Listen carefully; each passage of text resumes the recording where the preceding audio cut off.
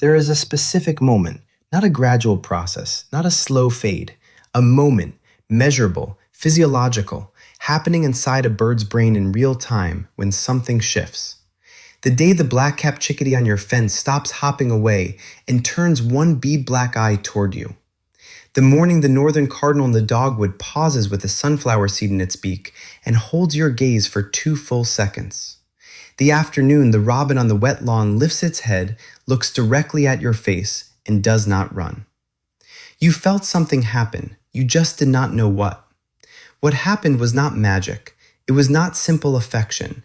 It was not the bird liking you in the way a person likes another person. It was vision, memory, threat calculation. A tiny emergency system inside the skull deciding, in less time than it takes you to blink twice, whether your body belongs to danger or safety. Most people think eye contact with a bird is cute, but for the bird, direct eye contact is expensive. It means the animal has stopped using its wide scanning vision, the kind that sweeps more than 300 degrees around its body like a living security camera, and has switched into its sharpest visual setting, the fovea, the eye's tiny high-definition zone. The spot packed with photoreceptors so dense it works like putting the whole world under a magnifying glass. When a bird looks into your eyes, it is not daydreaming. It is checking you, measuring you, comparing you. And sometimes, if you have been patient enough, quiet enough, predictable enough, that stare becomes something almost impossible. A wild nervous system chooses you over instinct. Welcome back to Backyard Bird Whispers. Subscribe before you leave, because today we are going somewhere most people never get to go. Stay until the end, because the last thing we cover is the one that most people find hardest to believe, and it is the most important thing we have ever talked about on this channel. Number 1, the threat detection system that runs every second of a bird's life. A bird does not begin its day relaxed.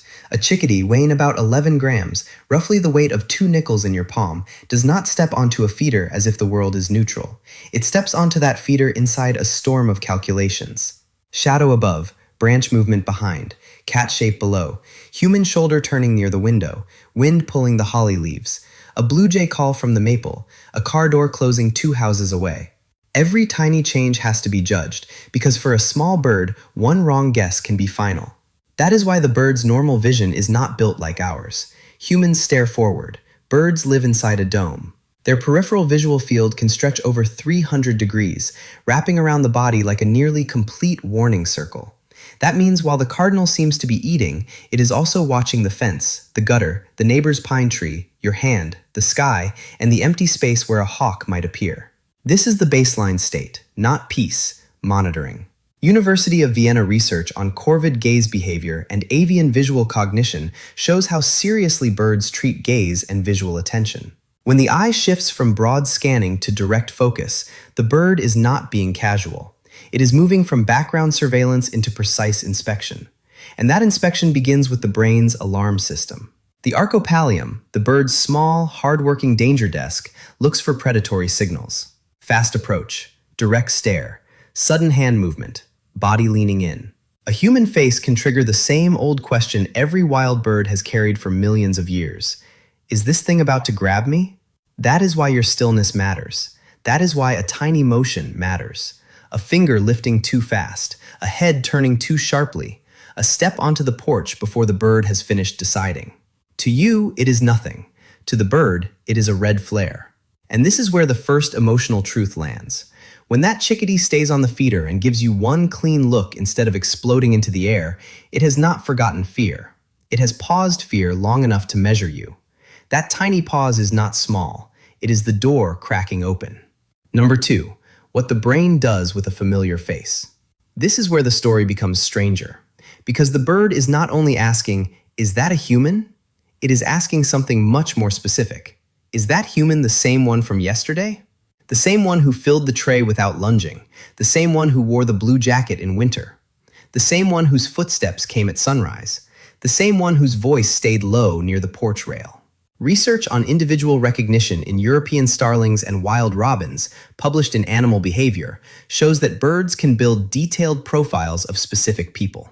Not vague impressions, specific records. How you move, where you stand, what season you appear in, what sounds you make, whether your arm swings sharply or slowly, whether your body has ever predicted danger. So when a robin freezes beside the bird bath and looks straight at your face, that look is not the beginning of the process. It is the verification step. The bird has already been gathering you from the edges. Peripheral vision caught your shape. Hearing caught your rhythm. Memory caught your pattern. Now the fovea, the tiny sharp center of the eye, locks on like a camera zooming from a blurry street scene to one license plate. This is the moment most people misunderstand. The bird is not thinking, "I love this person." The bird is doing something colder and somehow more beautiful. It is matching you. Visual input enters. Stored pattern rises. Alarm system activates. Recognition system answers. The archopallium says, possible threat. The nidopallium caudolaterale, the bird's practical memory office. The place that helps hold rules and past outcomes says, known individual. Not hawk, not cat, not grabbing hand. This one has appeared before. This one has not broken the rules. That contrast is the miracle. Biology pulls one way. Memory pulls the other. The body prepares to flee. The brain sends a suppression signal. And for a second, the bird stands there in the open, caught between an ancient survival reflex and the tiny file it has built about you. That file is not generous. It does not apply to all humans. Your neighbor may walk out and the bird may vanish. A child may run across the yard and the bird may launch into the cedar. You may change your coat, carry a rake, move too fast, and the calculation may reset. This trust is narrow, specific, earned by repetition. That is why it feels so personal when it happens, because in the bird's world, it is personal. Not emotional in the human way, personal in the biological way. Your body has become a known landmark in a dangerous place, a kind of living shield. When you sit quietly near the feeder, you are not just watching the birds. Your calm presence can make the open yard feel less exposed. A sharp-shinned hawk still matters. A prowling cat still matters. But the bird has learned that your shape, your chair, your still hands, your low voice belong to a zone where danger has not yet arrived. That is why a small bird looking at you can feel heavier than it should. It is not just eye contact, it is access. And the way you ask for that access is simple. Do not chase the gaze. Let the bird choose it. Stand sideways. Lower your hands. Blink slowly. Look away first. In bird language, that is not weakness. That is permission. Number 3, the role of corticosterone and why stress is the measure of trust. Stress in a bird is not an idea. It is chemistry. It has weight, it has timing, it has consequences. When a wild robin sees danger, the body does not hold a meeting. It floods the system with emergency signals. Muscles tighten, heart rate climbs, breathing changes. The bird becomes ready to fire itself into the nearest shrub, the cedar hedge, the low tangle of blackberry canes behind the fence. In many birds, one of the major stress chemicals involved in this emergency state is corticosterone, the bird's version of a red alert hormone. Too much of it, too often, is expensive. It burns energy. It interrupts feeding.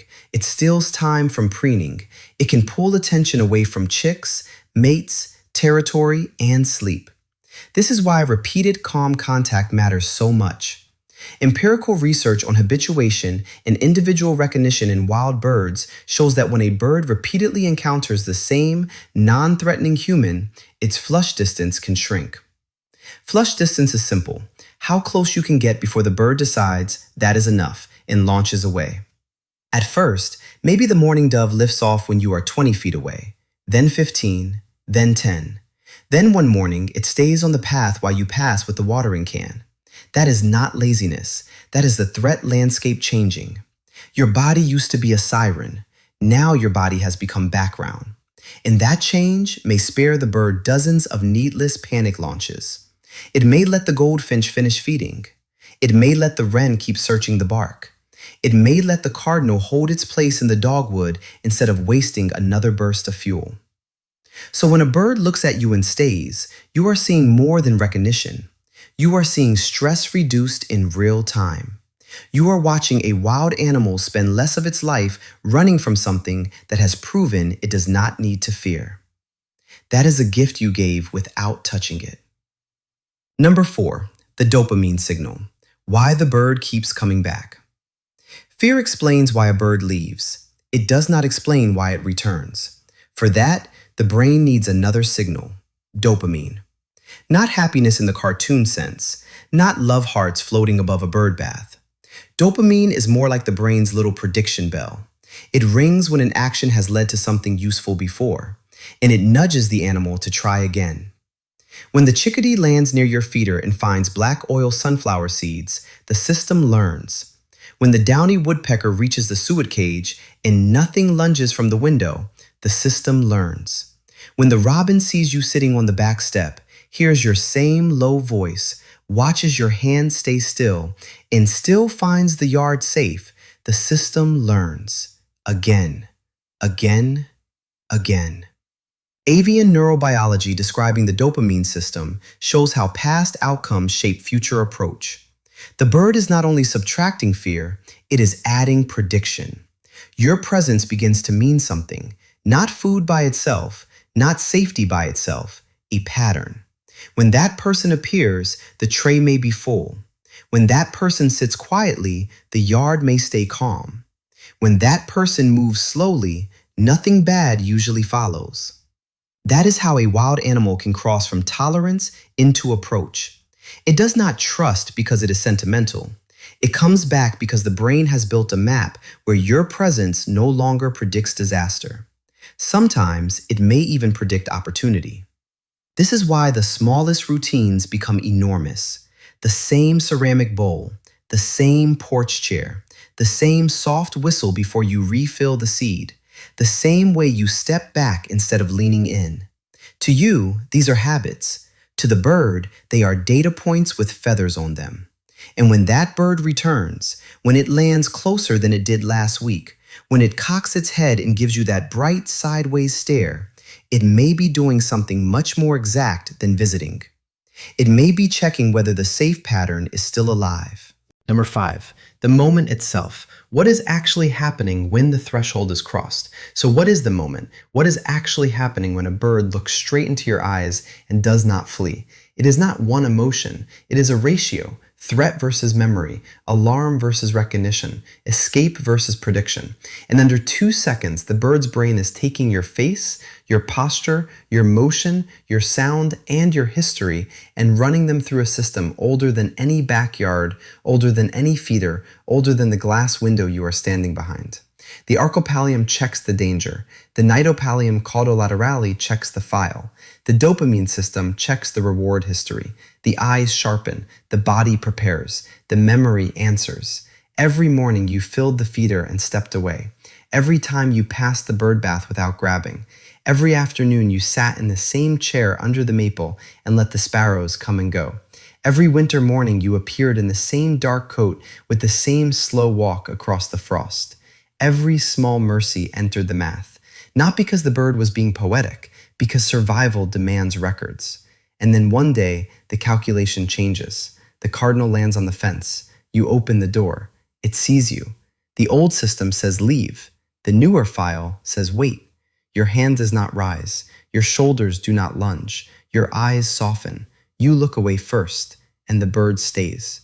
That is the title moment. Not a fairy tale, not ownership, not taming.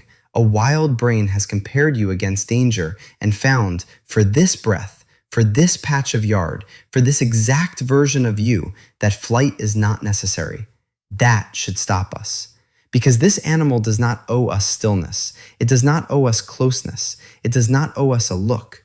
Every second it remains near us is a second it has chosen to break the clean, brutal rule of the wild. Leave before the large animal gets closer. And yet, sometimes it stays. A chickadee on a railing, a robin beside a clay bird bath, a cardinal in a dogwood branch, a wren on the lip of a terracotta pot. Small bodies, fast hearts, brains no bigger than a grape. And still, inside that tiny skull, there is enough machinery to know difference, enough memory to know you, enough courage to pause instinct. So the next time a bird looks directly at you, do not rush to own the moment. Receive it carefully. Stay still. Breathe lower. Let your hands be quiet. Let the gaze end when the bird ends it. because you are not forcing a bond, you are being allowed near the edge of one. Tell me in the comments, what is the moment you remember most clearly? The first time a bird stayed when it used to flee. I want to hear the specific story. Was it a robin on the lawn, a chickadee on the feeder, a cardinal in the snow, a wren by the porch steps? Tell me exactly where you were. Tell me what the bird did. I read every one. These are the ones I carry longest. I'll see you in the next.